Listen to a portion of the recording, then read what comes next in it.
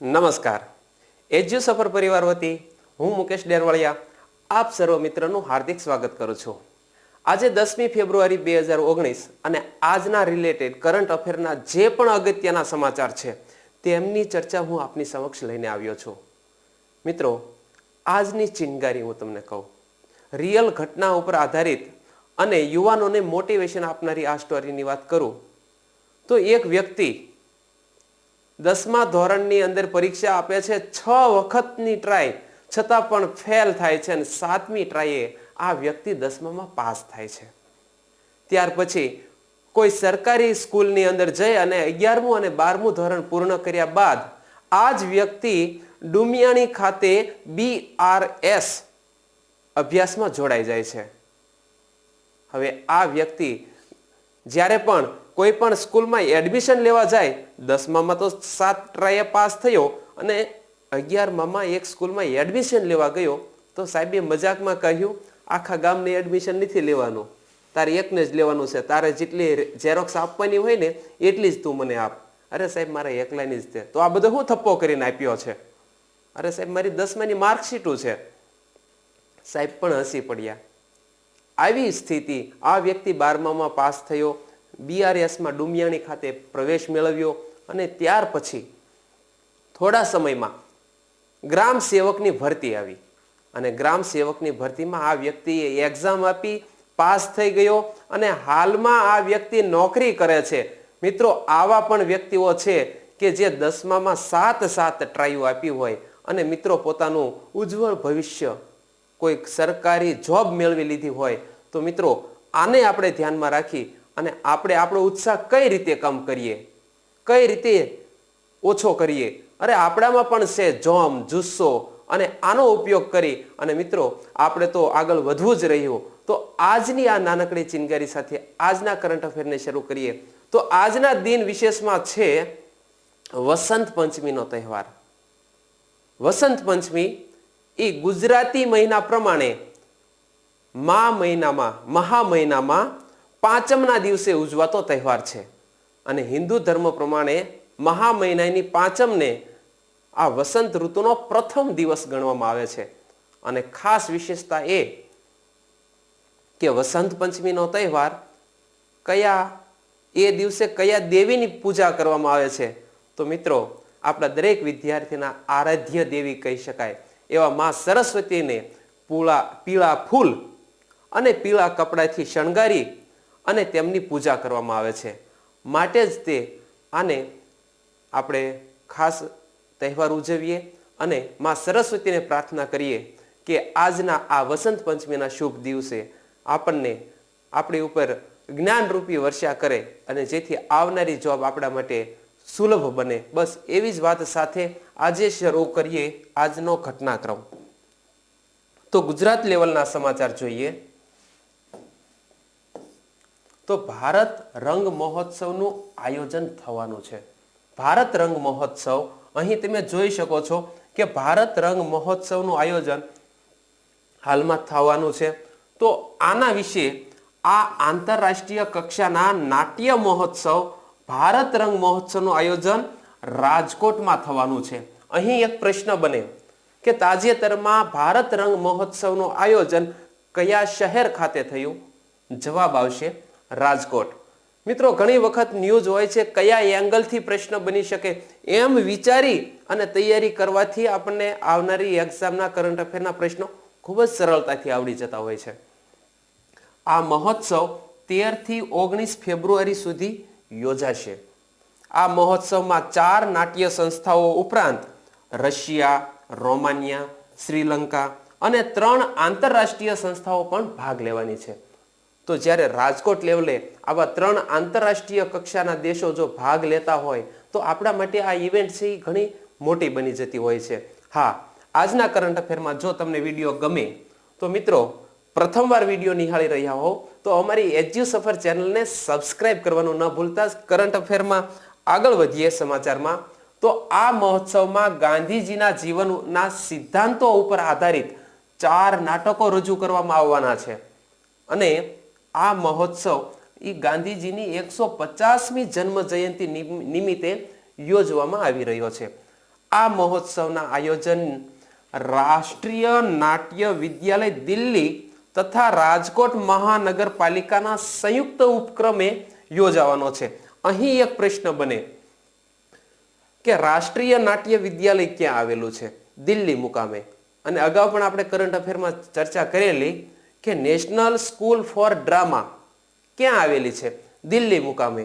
અથવા તો પ્રશ્ન એમ પૂછાય કે ભારત રંગ મહોત્સવનું આયોજન રાજકોટ મહાનગરપાલિકા અને બીજી કઈ સંસ્થા દ્વારા કરવામાં આવ્યું? તો એની અંદર નામ યાદ રાખજો, રાષ્ટ્રીય નાટ્ય વિદ્યાલય દિલ્હી દ્વારા. ત્યાર પછી ભારત લેવલના સમાચાર જોઈએ તો કૃષિ કુંભનું આયોજન કરવામાં આવ્યું છે તાજેતરમાં. તમે અહીં ઇમેજમાં પણ જોઈ શકો છો કૃષિ કુંભ. સૌથી મોટો કૃષિ લેવલનો ઉત્સવ ઉજવાઈ રહ્યો છે તાજેતરમાં ભારતમાં.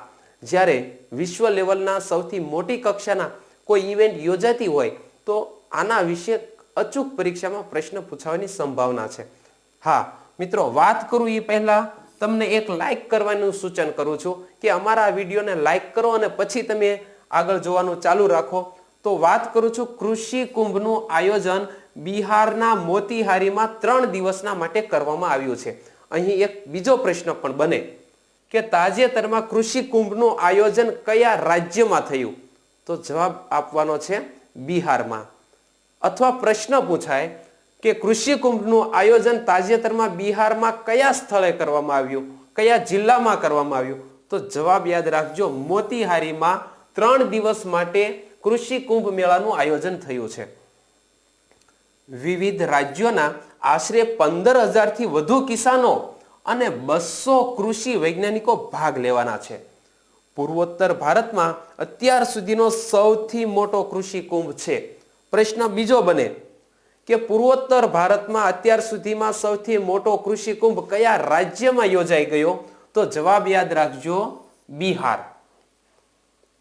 અને વધારે એને સ્પષ્ટતા આ ઇમેજ દ્વારા કરવા માંગીએ છીએ, કારણ કે મનનો એક સિદ્ધાંત છે, મગજ હંમેશા કોઈ પણ ઇમેજ વધારે કેચઅપ કરે છે અને મન યાદ રાખવા માટે પણ ઇમેજને એક પછી એક પોતાના મગજમાં ગોઠવતું હોય છે. તો આ વસ્તુ ઘણી વખત આપણે સાંભળ્યું છે, એક કહેવત પણ છે કે મેં સાંભળ્યું ભૂલાઈ ગયું, મેં જોયું થોડું યાદ રહ્યું, પણ મેં અનુભવી જોયું, દ્રશ્ય અને શ્રાવ્ય બંને સ્વરૂપે.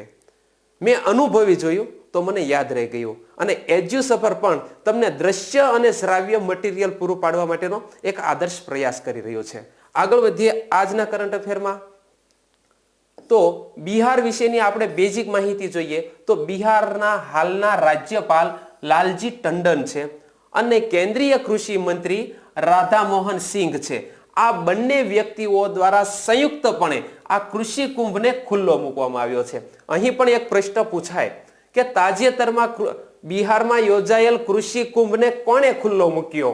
Option A Lalji Tandon, option B કૃષિ મંત્રી રાધા મોહન સિંહ અને ડી ઓપ્શનમાં લખેલું હોય કે એ અને બી બંને. અને આપણે ચોથા વિકલ્પે પહોંચવાની હિંમત પણ નથી કરતા મિત્રો, અને ઉતાવળમાં બ્લેક ડાર્ક કરી નાખીએ છીએ. અહીં આપણે ધીરજ રાખવાની જરૂર છે. અને ત્યાર પછી આગળના ન્યૂઝ જોઈએ તો નેશનલ કક્ષાના ન્યૂઝ છે. અરુણાચલ પ્રદેશના ઈટાનગરમાં દૂરદર્શનની એક નવી ચેનલનો પ્રારંભ કરવામાં આવ્યો છે અને આપણા ભારતના માનનીય મુખ્યમંત્રી નરેન્દ્રભાઈ મોદી દ્વારા જ્યારે આ ચેનલનું ઉદ્ઘાટન થયું હોય ત્યારે આપણને સ્વાભાવિક છે કે દેશનો પ્રથમ રાજકીય વડા હોય અને એના દ્વારા કોઈ ઉદ્ઘાટન થાય તો એ આ લાઇમલાઇટમાં હોય છે.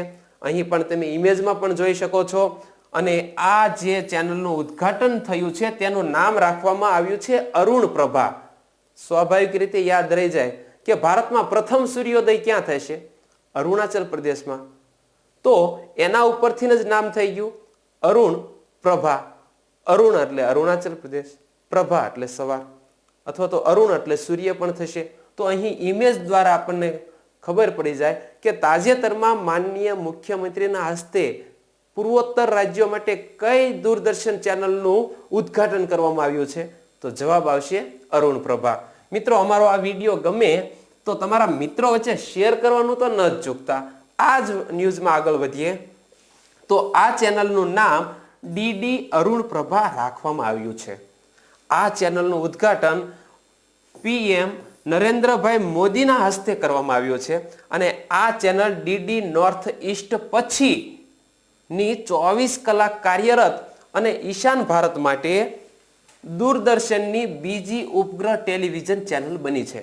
પ્રથમ ચેનલ એક હતી અને ડીડી નોર્થ ઈસ્ટ, અને ત્યાર પછી બીજા નંબરની જો નેશનલ કોઈ ચેનલ બની હોય તો એ છે ડીડી અરુણ પ્રભા. આ સાથે પ્રધાનમંત્રીએ અરુણાચલ પ્રદેશમાં ભારતીય ફિલ્મ અને ટેલિવિઝન FTII સંસ્થાના કાયમી સંકુલનું ખાતમુહૂર્ત કર્યું છે અને આ સંસ્થા માહિતી અને પ્રસારણ મંત્રાલયની ત્રીજી ટેલિવિઝન સંસ્થા બનશે.